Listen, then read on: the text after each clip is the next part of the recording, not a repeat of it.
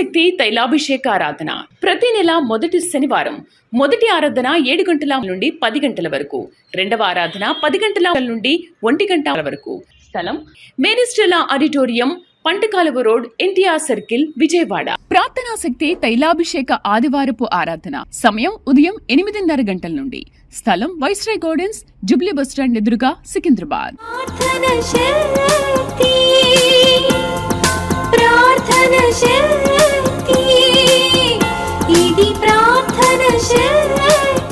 తాడేపల్లిగూడెం పరిసర ప్రాంత ప్రజలకు శుభవార్త. ప్రార్థనా శక్తి తైలాభిషేక ఆరాధన ప్రతి నెల మొదటి బుధవారం సమయం ఉదయం 10 గంటల నుండి. NK highway grounds, Autonagar, Gudem highway bypass road, Tadepalligudem. ప్రార్థనా శక్తి తైలాభిషేక ఆరాధన ప్రతి నెల మొదటి గురువారం సమయం ఉదయం 10 గంటల నుంచి. స్థలం తూర్పుగోదావరి జిల్లా, అమలాపురం దగ్గర, ఉప్పలగుప్తంలో. ప్రార్థనా శక్తి తైలాభిషేక ఆరాధన ప్రతి నెల మొదటి శుక్రవారం. స్థలం అడబాల గార్డెన్స్, ఎల్ఎన్టీ బిల్డింగ్స్ పక్కన, పెంకులపాడు రోడ్డు, పాలకొల్లు. యేసయ్య నామములో మీకు వందనాలు తెలియపరుస్తా ఉన్నాను. ప్రియులరా, ఈ దినం కొరకు దేవుడు సిద్ధపరిచిన వాగ్దానాన్ని మనం స్వాధీనపరచుకుందాం. పరిశుద్ధ గ్రంథంలో నుండి లేవియా కాండము 26వ అధ్యాయము 6వ వచనం ద్వారా దేవుడు మీ కుటుంబాన్ని దర్శిస్తూ ఉన్నారు. Leviticus chapter 26 verse 6. లేవియా కాండము 26వ అధ్యాయం 6వ వచనం. ఆ దేశములో నేను మీకు క్షేమము కలగజేసేదను, మీరు పండుకొనినప్పుడు ఎవడును మిమ్మను భయపెట్టడు. ఆ దేశములో దుష్ట మృగములు లేకుండా చేసేదను, మీ దేశంలోనికి ఖడ్గము రాదు. దేవునికి మహిమ కలుగును గాక. ఎంత అద్భుతమైన వాగ్దానము. ఆ దేశంలో నేను మీకు క్షేమము కలగజేసేదను, మీరు పండుకున్నప్పుడు ఎవడునూ మిమ్మను భయపెట్టడు. దేశం అంటే నీ కుటుంబం, నీ వ్యవస్థ, నీవు నివసిస్తున్న స్థానము, ప్లేస్. భయంతో బ్రతుకుతున్నావేమో, ప్రతిరోజు భయం వేస్తూ ఉంది. నాకు చాలా భయంగా ఉంది, ఏమైపోతామో. ఒక రకంగా మేము బ్రతుకు ఇప్పుడు మా పరిస్థితి ఎవరికైనా తెలిస్తే ఏమైపోతుంది, జీవితం ఏంటి, లేకపోతే ఎవరైనా వస్తారేమో, చంపేస్తారేమో, లేకపోతే ఎవరైనా మా గురించి లూజ్గా మాట్లాడతారేమో, డిగ్రేడ్ చేసి మాట్లాడతారేమో, తక్కువ చేసి మాట్లాడతారేమో, అమ్మేస్తారేమో, అవమానం అయిపోతామేమో అని భయపడుతున్నావా? లేకపోతే నాకున్న రోగం అందరికీ తెలిసిపోతే నేను ఎలా తలెత్తుకోవాలి, నేను బ్రతకలేనని భయపడుతున్నావా? ఆర్థికంగా అప్పులు ఎక్కువైపోయినాయి, అప్పుల వారు తరిమేస్తూ ఉన్నారు, బ్రతకాలని లేదని ఏడుస్తూ ఉన్నావా? హృదయము వేదనగా ఉందా? గర్భఫలము లేదు, అందరు ఇంకా పిల్లలు పుట్టలేదా, ఇంక పుట్టరేమో, గొడ్రాలువేమో లేదా గొడ్డివాడువేమో అని రకరకాలుగా మాట్లాడుతూ ఉంటుంటే భయం వేస్తూ ఉందా? ఇంక పుట్టరేమో, నా జీవితంలో ఈ నింద నేను భరించాలా అని దుఃఖముతో ఉన్నావేమో. దేవుడు నీతో మాట్లాడుతున్నాడు. ఏ కీడు నీ ఇంటికి రాదు, నువ్వు భయపడవద్దు. దేవుడు మీకు నెమ్మది కలిగినట్లుగా దేవుని కార్యము జరగబోతూ ఉంది. నీవు రోగం గురించి భయపడొద్దు, అప్పుల గురించి భయపడొద్దు, అసలు శత్రుత్వం గురించి భయపడవద్దు. నీవు ఎక్కడ పడుకున్నా సుఖనిద్రపోతావు. అంత ధైర్యము దేవుడికి ఇవ్వబోతున్నాడు, అంత గొప్ప ఆరోగ్యము దేవుడికి ఇవ్వబోతూ ఉన్నాడు. ఎంత అద్భుతమైన వాగ్దానం చూడండి. ఆ దేశంలో నేను మీకు క్షేమము కలగజేసేదను, నెమ్మదిని కలగజేస్తాను, శాంతిని కలగజేస్తాను. ఇప్పుడు ఒత్తిడితో పరుగులెడుతున్నామేమో, ఒత్తిడి లేకుండా దేవుడు చేస్తున్నాడు. పరిశుద్ధమైన కార్యము ఎట్లా జరగబోతుందంటే, ఎస్పెషల్లీ నీ ఫ్యామిలీలో గొప్ప కార్యము దేవుడు చేయబోతూ ఉన్నాడు. నువ్వు ఇటు పారిపోవాల్సిన పని లేదు, ఇటు జంప్ అయిపోవాల్సిన పని లేదు, దాక్కుని జీవించవలసిన పని లేదు. తలగానే నిలబడుతున్నావు. దేవుడు నిన్ను తలగా నియమిస్తూ ఉన్నాడు. పరిశుద్ధాత్ముడు నీకు తోడై ఉన్నాడు. ఏం భయపడకు, ఆత్మ నీ పక్షంగా కార్యము జరిగించబోతున్నాడు. పరిశుద్ధాత్ముడు ఇక్కడ మాట్లాడుతూ ఉన్నాడు. ఆ దేశంలో నేను మీకు క్షేమము కలగజేసేదను, మీరు పండుకున్నప్పుడు ఎవడునూ మిమ్మల్ని భయపెట్టడు. ఆ దేశంలో దుష్టమృగములు లేకుండా చేసేదను.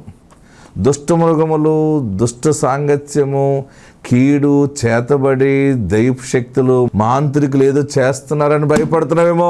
ఇంకెవ్వడు ఏమి చేయలేడు. పరిశుద్ధాత్ముడు నిన్ను కాపాడుతూ ఉన్నాడు. నిన్ను కాపాడువాడు కునుకడు, ఇశ్రాయేలును కాపాడువాడు కునుకడు, నిద్రపోడు.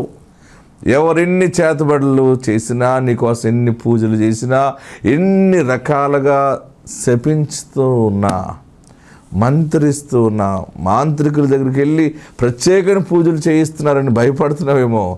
ఎవరిని చేసినా అది వారికే వెళ్ళిపోతుంది. కానీ నీ పక్షముగా బలమైన దైవ కుమారుడున్నాడు. నీ దగ్గర, నీ బెడ్ దగ్గర, నీ ఇంటి చుట్టూ, నీ బిడ్డల చుట్టూ దేవుని దూతలు కాపుదలు ఉన్నాయి. భయపడిన అవసరం లేదు. సమస్త కీడిని దేవుడు దూరం చేస్తున్నాడు. నువ్వు సుఖముగా నిద్రపోతావు, ఆరోగ్యమైన సాక్షిగా ఉంటావు. ఆత్మ నీకు తోడైండును గాక. God bless you. యేసయ్య మిమ్మల్ని దీవించును గాక. యేసయ్య మిమ్మల్ని ఆశీర్వదించును గాక. కృప మీకు తోడై ఉండును గాక. దేవుడు అద్భుతమైనటువంటి వర్తమానం ఇచ్చాడు. ఏ వర్తమానం ఇచ్చాడు గుర్తుందా?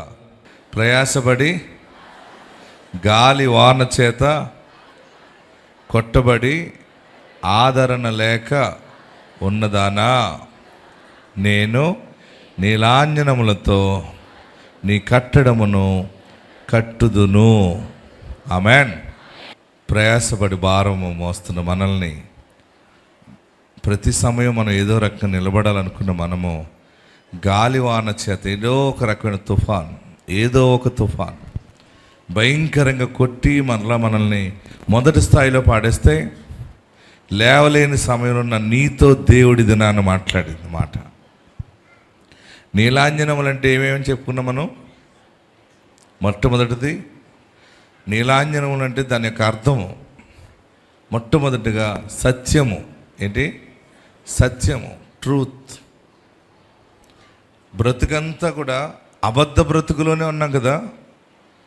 ఇక నీ బ్రతుకు అబద్ధంగా ఉంచకుండా నీ బ్రతుకుని సత్య బ్రతుకుగా మార్చుతున్నాడు అనమాట. అబద్ధ బ్రతుకు ఎప్పుడు వస్తుంది? గట్టిగా చెప్పాలి. అబద్ధ బ్రతుకు ఎప్పుడు వస్తుంది? అప్పులైపోయినప్పుడు జీవితం అబద్ధాలుగా మారిపోతుంది. ఫైనాన్షియల్గా ఇబ్బంది పడినప్పుడు, కష్టం ఉన్నప్పుడు, మన ఇంట్లో ఏది లేకుండా పోయిందో ఆ సమయము మన నోట అబద్ధం వస్తుంది. పరిస్థితి బాగుగా లేకపోతే దొంగతనాలు వస్తాయి. నువ్వు దొంగతనం చేసావంటే నేను దొంగతనం చేయలేదంటాం. కొన్ని సమయాల్లో పరిస్థితులన్నీ మారిపోతాయి. ప్రియులరా, నీ భర్త దగ్గర అబద్ధం ఆడి బ్రతుకుతున్నావా? నీ భార్య దగ్గర అబద్ధాలు ఆడి బ్రతుకుతున్నావా? పిల్లల దగ్గర అబద్ధాలు ఆడుతున్నావా? వ్యాపారంలో అబద్ధాలు ఆడుతున్నావా?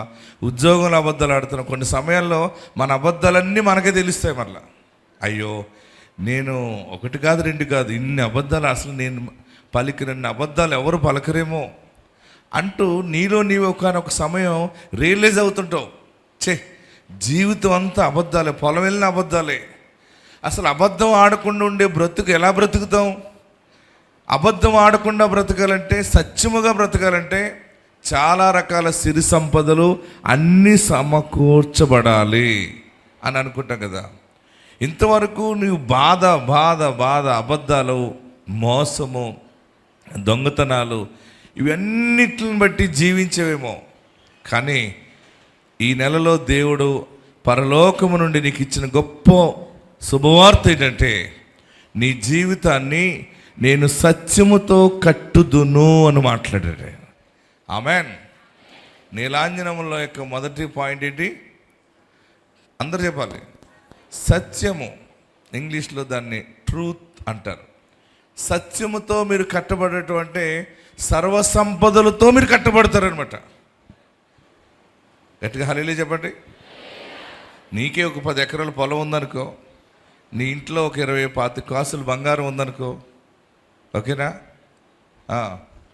మీ ఇంట్లో ఒక 2-3 లక్షల రూపాయలు, ఒక 5 లక్షలు ఎప్పుడు నీ పెట్టిలోనో నీ చీరమడతల్లోనో మొత్తం మీద నీ జాగ్రత్తలు నువ్వు ఉన్నావు అనుకో, నువ్వు ఎందుకు దొంగతనం చేస్తావు? బయట వారిది 1000 రూపాయలు దొంగతనం చేస్తావా? నీకే అన్ని మంచి వస్త్రాలు ఉంటే ఎవరి వైపున నువ్వు చూస్తావా? నీకు లేక అనేక రకాలుగా చూస్తున్నావు, అనేక రకాలుగా దొంగలిస్తున్నావు.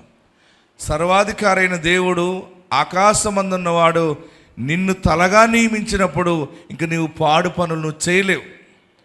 అందుకనే ఈ దిన వాగ్దాన వాక్యం ఏంటంటే, నిన్ను సత్యముతో కట్టుదును. ఈ రోజు నుండి మీరు నోట్ చేసుకోండి, గుర్తుపెట్టుకోండి. మీరు దేవుని భక్తిలో, క్రమశిక్షణలో జాగ్రత్తగా బ్రతకండి. ఆయన సత్యముతో మిమ్మల్ని కట్టడం ఈరోజు ప్రారంభిస్తూ ఉన్నాడు. రెండవది జ్ఞానము, విజ్డమ్. జ్ఞానముతో కట్టుదును అన్నాడు. ఇంతవరకు నీ జ్ఞానం లేక అన్నీ ఎక్కడ ఏది పడుతుంది ఎవరడి తలకి ఇచ్చేయటం, లేకపోతే నీకున్నటువంటి తెలివి లేకపోయేసరికి, జ్ఞానం లేకపోయేసరికి, జ్ఞానమైన వాడు నీ బలాన్ని ఉపయోగించుకొని, నీ తెలివిని ఉపయోగించుకొని, నీ కష్టాన్ని ఎంతో కష్టపడి వారికి సేవ చేసి చివరిలో నువ్వు నాకు చేసింది ఏం లేదులే అని పంపిస్తే ఏడుపు ముఖంతో వచ్చినటువంటి దినాలు. అయ్యో, ఈ తెలివి, ఈ జ్ఞానం నాకుంటే ఎంత బాగుండు. నీవు కానీ నీ భర్త కానీ నువ్వు మంచితనంగానో లేకపోతే అమాయకత్వంగానో అనేక మందికి ఇంతవరకు ఉపయోగపడ్డారేమో. దేవుడు జ్ఞానముతో నిన్ను కడుతున్నాడు. ఇప్పుడు ఈ జ్ఞానము నీ కుటుంబానికి సంపదను సమకూరుస్తావు. నీ జ్ఞానముతో దేవుని సన్నిధిలో రక్షణ కుటుంబంగా కట్టుకుంటావు. అన్ని విషయాల్లో దేవుని సాక్షిగా వర్ధిల్లుతావు. ఆమేన్, హల్లెలూయా. నేను నీలాంజనములతో, ఏమన్నాడు చదవండి, యెషయా 54:11 ఏమన్నాడు? ప్రయాసపడి గాలివాన చేత కొట్టబడి. చూడండి, ఎంతో కష్టపడుతున్నావు, కూలి పనికి వెళ్తున్నావు, వ్యాపారం చేస్తున్నావు, ఏదో సంపాదించాలని కొద్ది ధనము దాచినప్పటికీ ఆ ధనము కాస్త ఏదో అక్కడ బ్యాంకులో దాచుకున్నా, ఎక్కడన్నా దాచినా, మళ్ళీ ఏదో రోగం రావటం హాస్పిటల్కి వెళ్ళిపోవటం, ఏదో ఒక కష్టం రావటం వారికి డబ్బులు ఇవ్వటం, లేకపోతే ఎవరైనా నమ్మించి మోసం చేయటం, సమయానికి ఇస్తామని పట్టుకెళ్ళి మళ్ళీ వారు నీ దగ్గర నుంచి మళ్ళీ నీకు కనపడకుండా పోవటం. ప్రయాసపడి గాలివాన చేత గాలి వాన చేత కొట్టబడి ఆదరణ లేక రోగం వచ్చింది, అప్పులైపోయావు, అన్యాయం జరిగింది, విడవబడ్డావు, గాలి వాన తుఫాన్ వచ్చి అన్ని పోయినట్టుగా పోయింది. ఆదరించు వారొక్కరు కూడా లేని సమయము. ఎస్, నేను నీలాంజనములతో నీ కట్టడమును కట్టుదును. ఆమేన్. గట్టిగా గట్టిగా చెప్పండి ఆమేన్ అని. ఇంతవరకు నీవు నీ కుటుంబం కొంచెం అమాయకత్వంగా జీవించరేమో. ఇక మీదట దేవుడు నీకు జ్ఞానం ఇస్తున్నాడు. ఈ జ్ఞానమును బట్టి నీ బిడ్డలకి నువ్వు మంచి ఇల్లు సంపాదిస్తావు. ఈ జ్ఞానమును బట్టి నువ్వు ఆస్తి సంపాదిస్తావు. ఈ జ్ఞానమును బట్టి భవిష్యత్తు జ్ఞానముతో నీ కుటుంబాన్ని దీవెనకరంగా ముందుకు నడిపిస్తావు. దేవుడు మనకి జ్ఞానం ఇవ్వకపోతే మనకు రాదు. మనం ఎంత తెలివితేటలు ఉపయోగించినా రాదు. సమయం వచ్చినప్పుడు దేవుడు జ్ఞానముతో కట్టడం మొదలుపెట్టినప్పుడు అన్ని విషయాల్లో అంచెలంచెలుగా నువ్వు హెచ్చింపబడతావు. మూడవది, మొదటిది ఏంటి? సత్యముతో కట్టడం. రెండవది జ్ఞానముతో కట్టడం. మూడవది ఇన్నర్ పవర్, అంతర్గత శక్తి. అది ఆత్మధైర్యం అనమాట, బలమైన విశ్వాసము. నాకేం కాదు, నా దేవుడు నాకున్నాడు. ఇంతవరకు నీకు బలమైనటువంటి నమ్మకం, ఆత్మధైర్యం లేదేమో. ఇప్పుడు దేవుడు నిన్ను ధైర్యముతో కడుతున్నాడు. ఆమేన్. భయపడకండి, బాధపడకండి. పరిశుద్ధాత్మ దేవుడు మనకి తోడుగా ఉన్నాడు.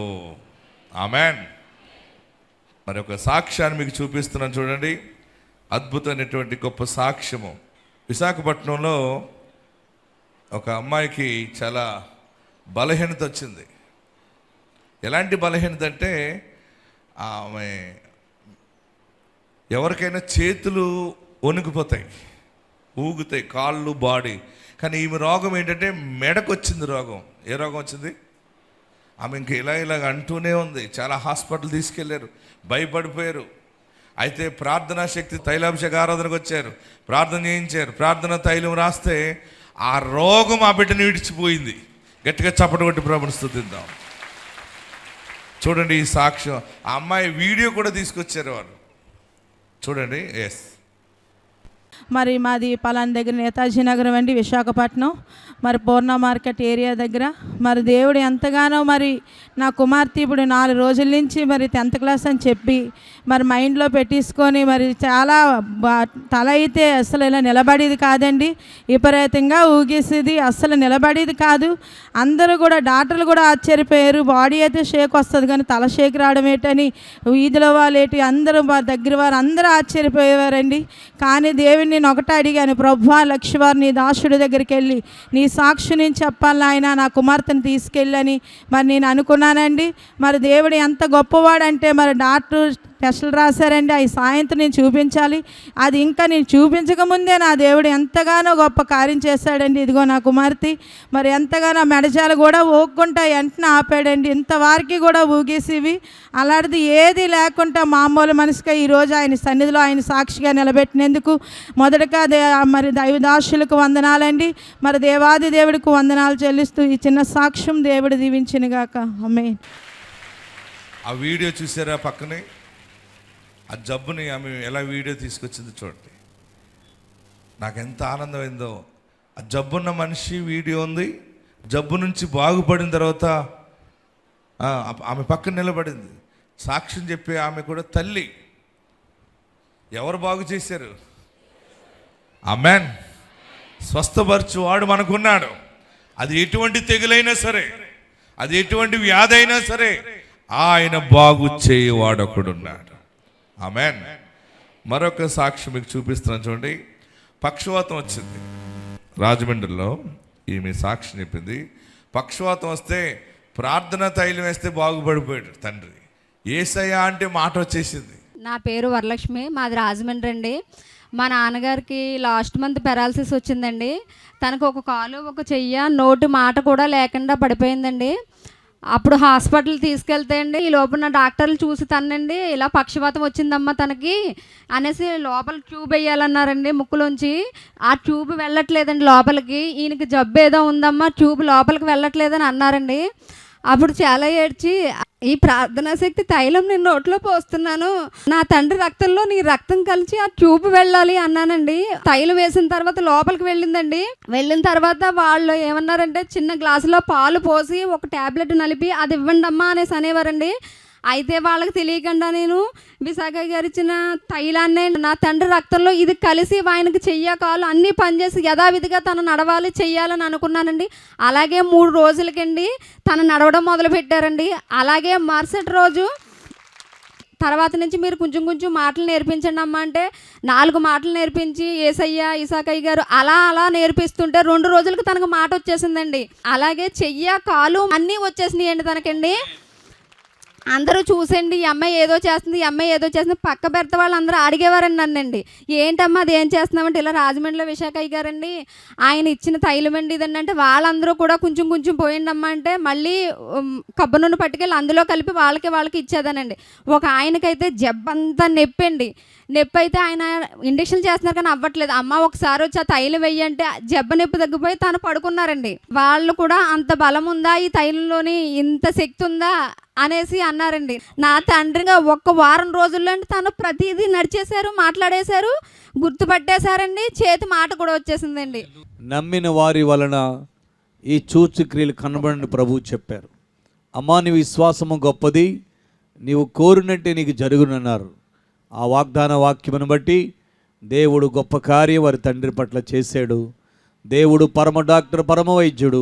దేవునికి మహిమ కలుగును గాక. ఆమేన్. ఆమేన్. ఆమేన్. నాకు 17 సంవత్సరాలు అయ్యిందండి మ్యారేజ్ అయ్యండి. పిల్లలు లేరండి. 13 నెలల నుంచి ఇక్కడికి వస్తున్నానండి. నాకు ట్యూబుల్ బ్లాక్ అండి. ఎన్ని మెడిసిన్ వాడినా కానీ ప్రాబ్లం లేదన్నారు తప్ప ట్యూబుల్ బ్లాక్స్ అనేసి అనలేదండి. ఇక్కడికి వచ్చిన తర్వాత 3 నెలలకు నాకు తెలిసిందండి ట్యూబుల్ బ్లాక్ అయినాయండి. అది నాకు భయం, ఆ టెస్ట్ చేయించుకోవడం కూడా. అయ్యా నేను డాక్టర్లు నమ్మాను, మనుషులు నమ్మాను, అందరినీ నమ్మి మోసపోయాను, నీ తైలమే నాకు మందు కింద పనిచేసి ట్యూబులు ఓపెన్ అవ్వాలన్నానండి. ట్యూబులు ఓపెన్ అయిపోయినాయి అమ్మా, నీకు ఈసారి గర్భం వస్తుందని చెప్పారండి. దేవునికి మహిమ కలుగును గాక. దేవునికి మహిమ కలుగును గాక. చూసారా, ప్రార్థనా తైలం మీరు అందరూ దగ్గర పెట్టుకోండి. డాక్టర్లు ఆశ్చర్యపోతున్నారు. ఆ హాస్పిటల్లో ఉన్న ఆ చుట్టూ ఉన్న వాళ్ళందరికీ ఆశ్చర్యం వేసింది. ఏదో ఉంది ఈ అమ్మాయి దగ్గర, ఈ అమ్మాయి ఏదో చేస్తుంది. ఏం చేస్తుంది? ప్రార్థన తైలము నోట్లో పోసింది తండ్రికి. ఆమేన్.